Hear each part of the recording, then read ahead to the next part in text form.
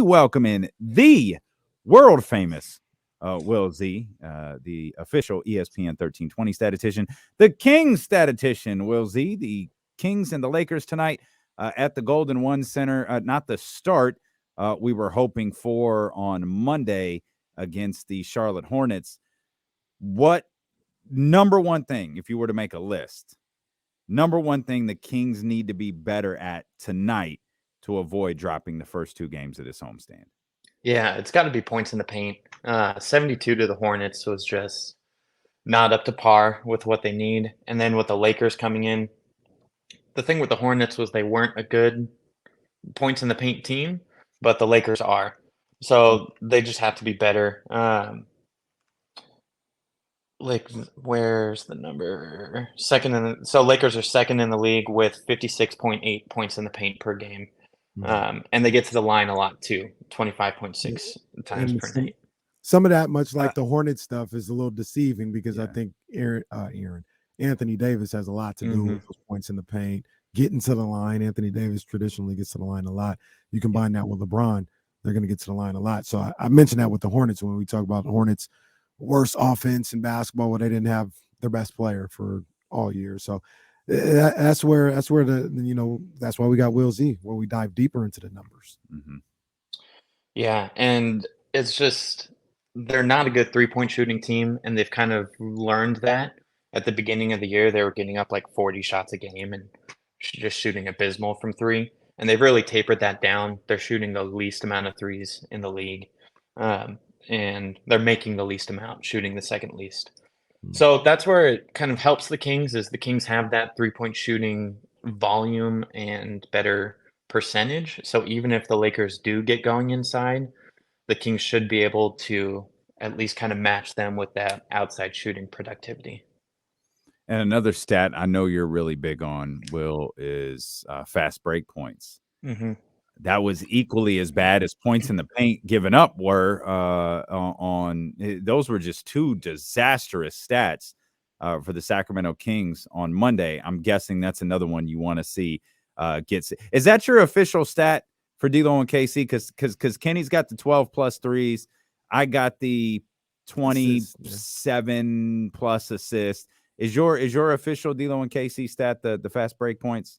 I think it is around 16 or so. We can get 16 per game. Okay. Let's go with that. I think they had 6. If I can't remember the exact number, but I remember it was bad. I think it was 6. Yeah. I don't remember it either, but yeah, it wasn't good. And then for the Lakers tonight, both the Lakers and the Kings are top 5 in fast break points per game. Lakers are 3rd and Kings are 5th. But where they differ is actually in the opposing team's fast break points. So the Kings have been really good all year. They allow the second fewest per game. Lakers, on the other hand, allow the second most. So last time the two teams played, we saw the Kings won the fast break point battle 16-12.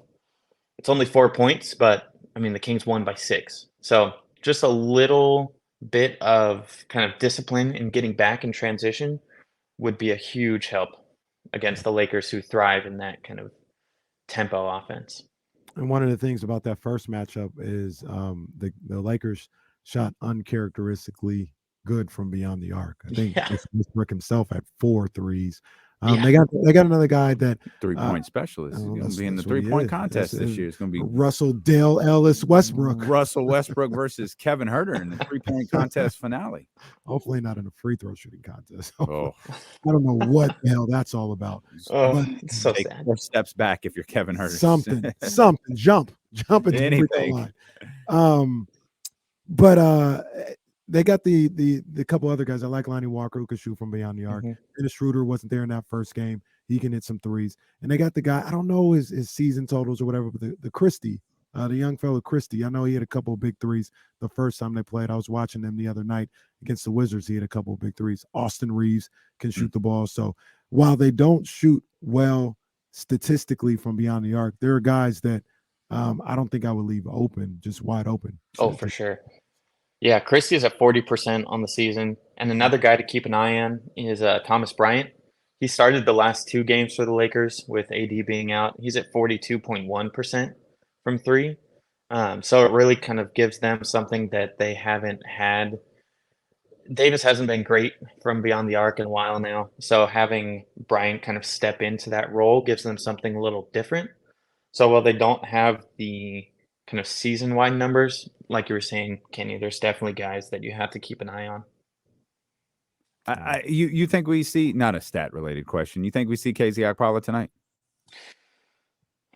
It just makes sense. But, I mean, I've said that before, and then we haven't. So, I don't know. The stats say it doesn't make sense. So that's what we're going to go with. Yeah. Well, we appreciate you. I know you got to get going, man. Thank you so much for carving out some time for us. And thanks for your great work on these game previews. Appreciate you guys. Have a good one. You're well.